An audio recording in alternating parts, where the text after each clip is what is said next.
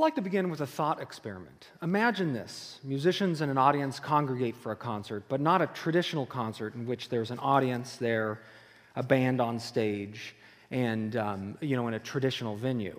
Instead, there are multiple audiences and multiple stages distributed across multiple venues. By some apparent magic, all involved are participating simultaneously in the same event. Distributed across these sites, the musicians perform together in real time using specialized audio and video networking technologies that, although related to things like Skype and FaceTime, far surpass the quality of audio and video inherent in those systems. Now, let's imagine the implications of this. Recording sessions could take place simultaneously at multiple recording studios. Musicians could participate in concerts without the cost or environmental impact of air travel or automobile transportation. Concerts could take place that involve musicians and audiences in different countries with restrictive travel and visa policies.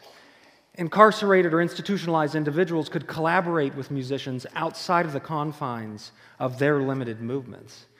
Indeed, these are just a few of the many possibilities that very quickly come to mind. For nearly 15 years, I've been, in a manner of speaking, improvising through wires.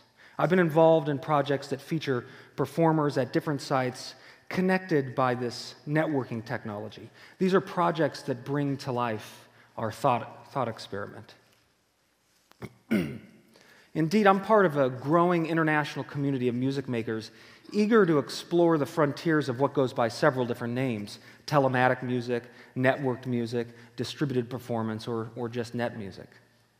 I'd like to share with you a recent project today that relates to this.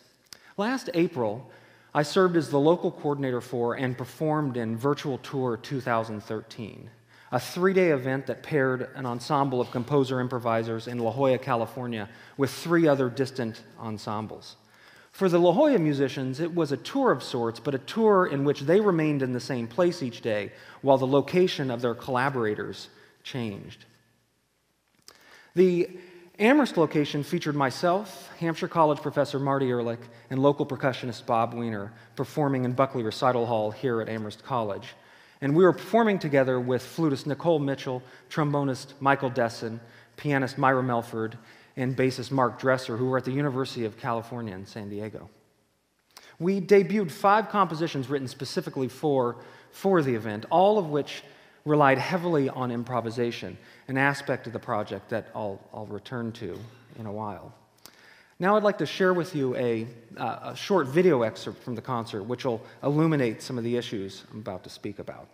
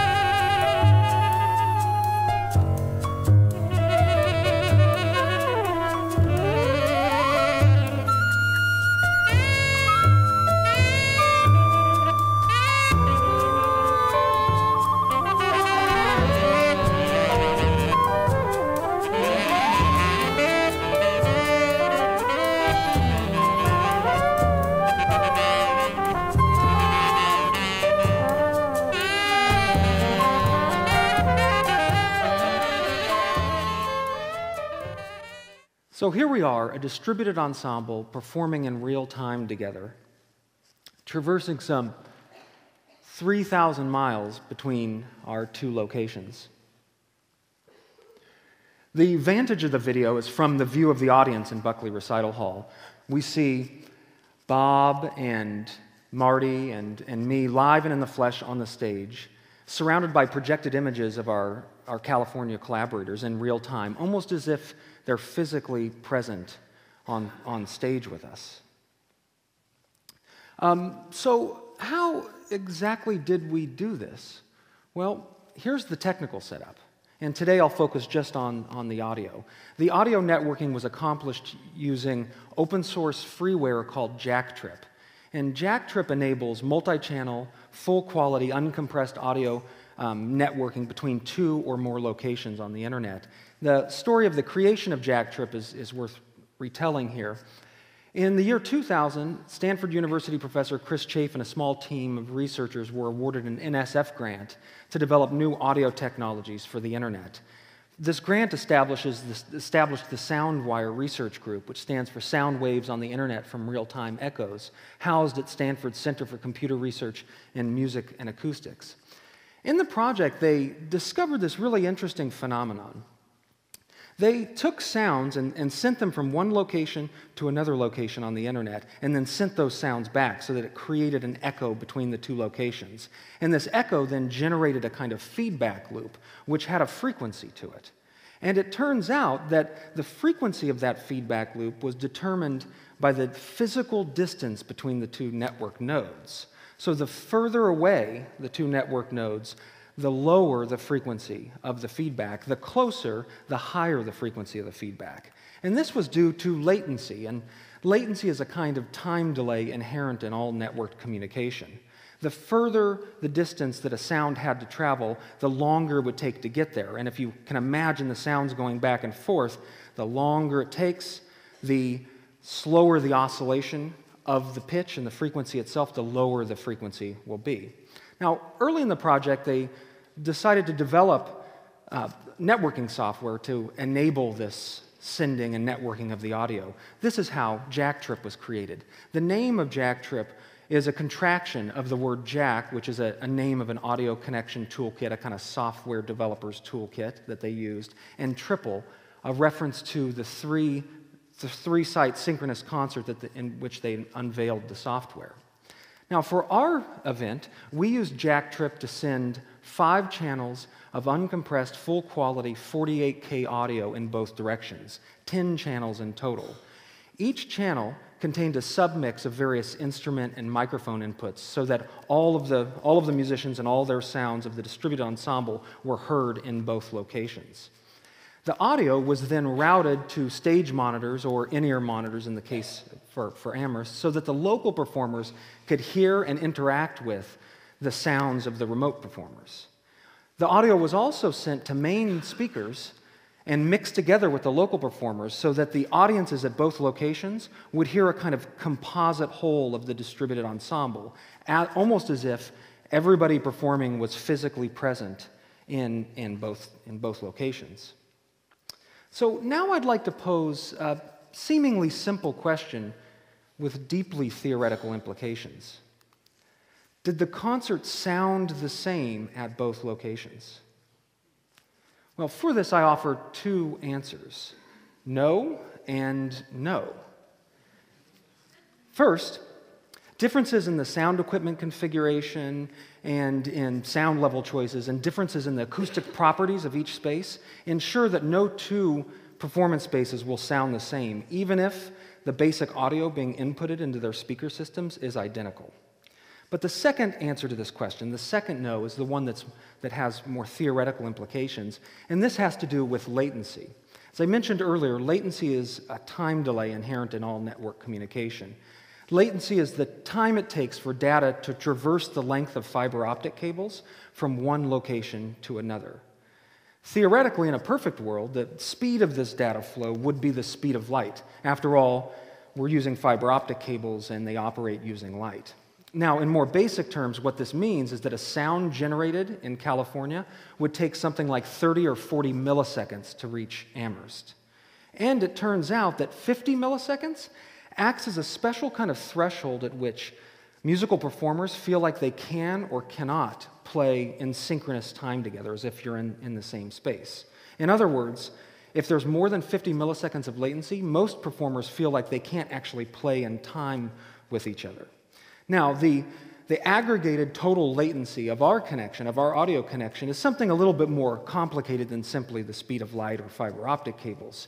It turns out that the various equipment that helps create and maintain the audio networking increases the latency. And here are things like Ethernet switches, audio interfaces, computer processors, even amplifiers and other sound equipment. They all push the latency higher. So we were likely dealing with slightly more than 50 milliseconds of latency in our project here.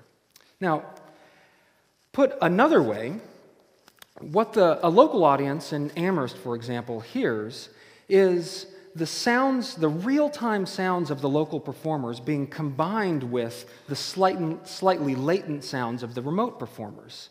We hear the local present and the networked past. Now,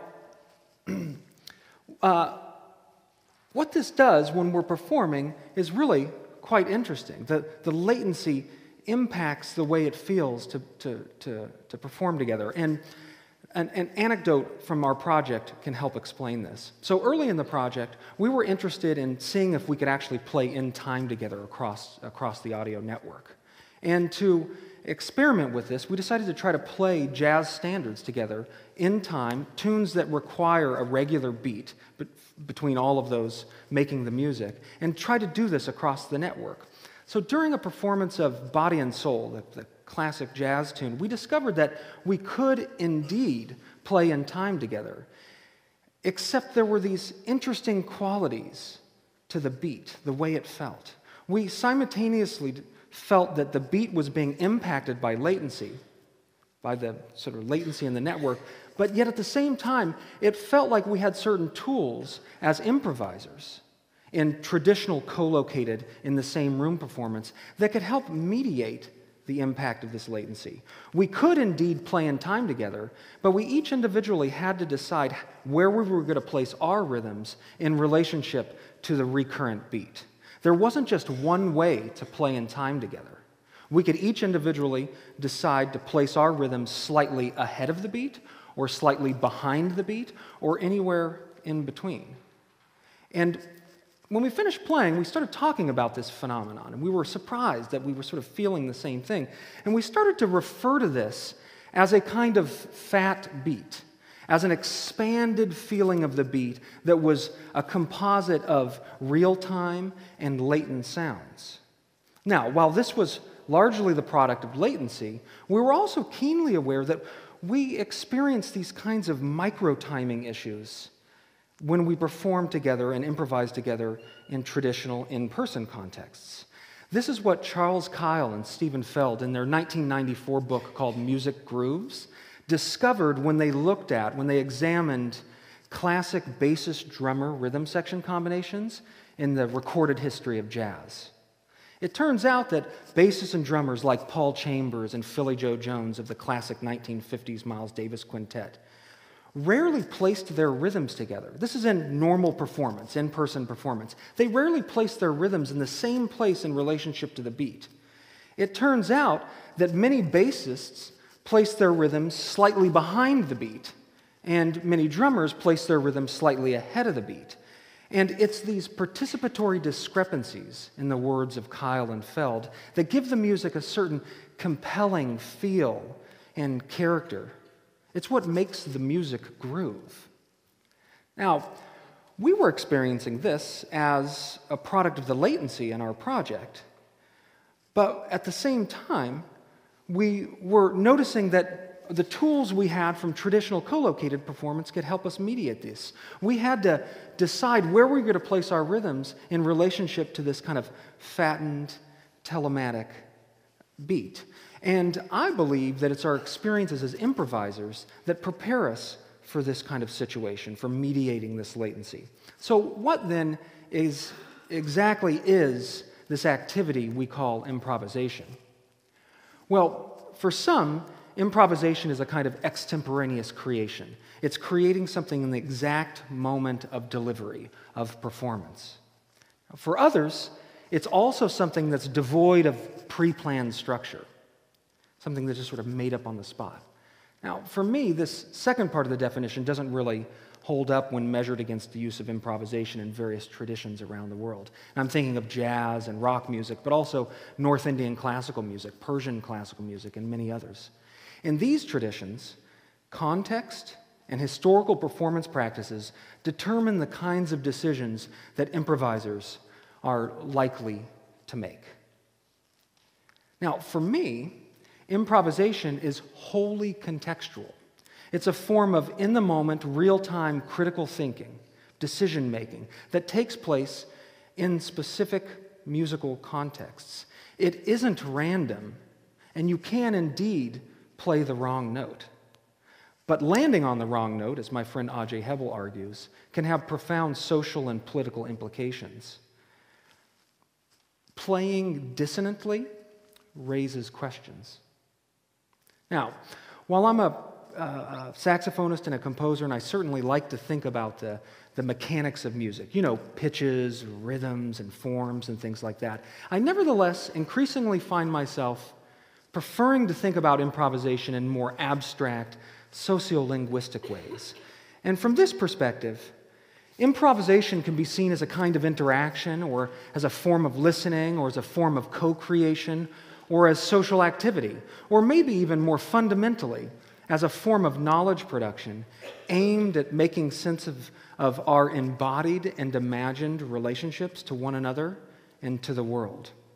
This is what George Lipsitz, Daniel Fischlin, and A.J. Hebel in their recent book, The Fierce Urgency of Now, call the ethics of co-creation.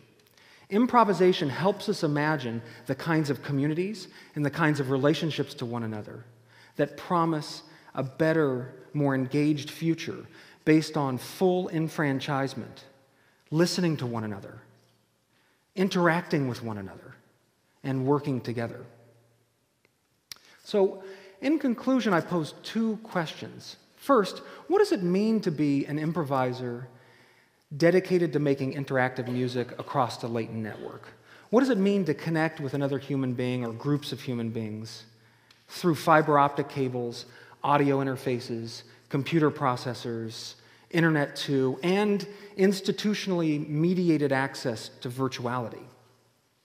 Well, I don't really have answers to these open-ended questions, but I will say this, and here's where I believe the disruptive innovation in telematics truly lies.